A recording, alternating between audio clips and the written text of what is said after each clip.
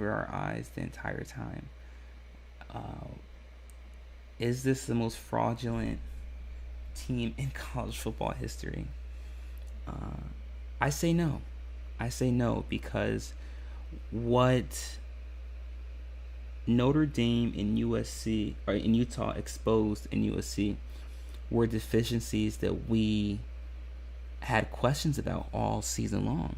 Listen, we had talked about all year that USC hadn't faced an offensive threat, a legitimate offensive threat, yet they were still giving up a lot of yardage and a lot of points on defensive end.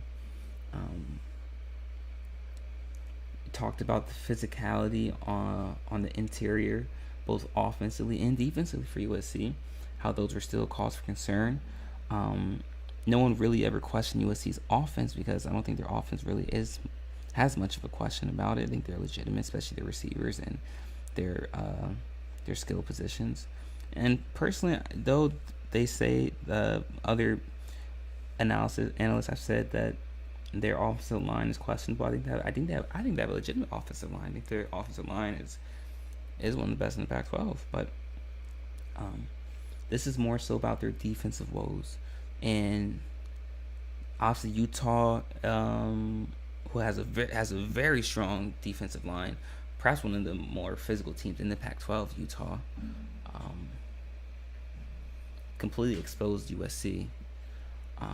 However, what's more glaring is that Notre Dame was able to be productive offensively against USC. Now, granted, I will say that the defense of Notre Dame created a lot of turnovers and helped put the Notre Dame offense in better scoring position, which led to easier scoring opportunities for Notre Dame. So I will say that. But then also that kind of makes you question USC's offense as well, because they had yet to face a legitimate defense as well, I would say.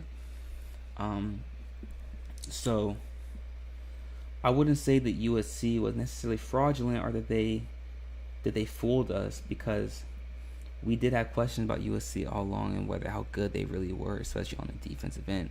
But what happens is when you have a great player, i.e. Caleb Williams, you sometimes look over and you ignore those red flags or those deficiencies within your team as a whole. However, that works in basketball because one player can have a more singular impact on the outcome of the game. But with football, you can't do that. It's hard. It's nearly impossible, right? So I don't think that USC fooled us in any way or shape or form or in any capacity. They just finally got exposed for who they are. But the reasons they lost against Notre Dame and Utah in the way in which they did were reasons why there was question marks next to USC. But, let's put it like this, because this is going to be the answer to this question. Fourth and foremost, throughout the entirety of the season, I never had USC ranked as one of the best teams in the Pac-12. It was always Washington. Personally, I had Oregon State, and then Oregon. Excuse me. And then perhaps USC or Utah. And I had Utah for a little bit ahead of USC because of the possibility of Cam Rising returning, but now that Cam Rising isn't back, it won't be returning. But even without Cam Rising, Utah still won, so you would still put Utah over USC in either way. So there's at least three teams ahead of USC in my eyes in the Pac-12, and that was my thought process all along. So I'm not surprised that USC lost to Utah. More surprised they lost to Notre Dame, because I'm not entirely sold on Notre Dame, but I'm not surprised they lost to Utah. I haven't truly been sold on USC all year, but now they slipped down to number 18, and they have all but eliminated themselves from the college football playoff. And then now questions become, okay, well, now what does Caleb Williams decide to do? Does he decide to leave, enter his name in the draft, or does he stay one more year because of the NIL money that he'll be able to receive?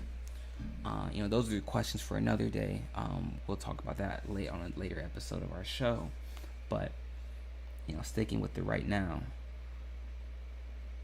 what has become of USC? I think USC just revealed to us what they were all along. A slightly overrated Pac-12 team with a Heisman quarterback that has major questions on the defensive end and struggled with physicality on the offensive end.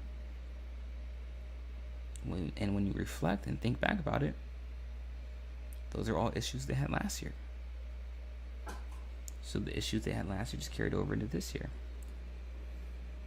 Nothing new under the sun, right?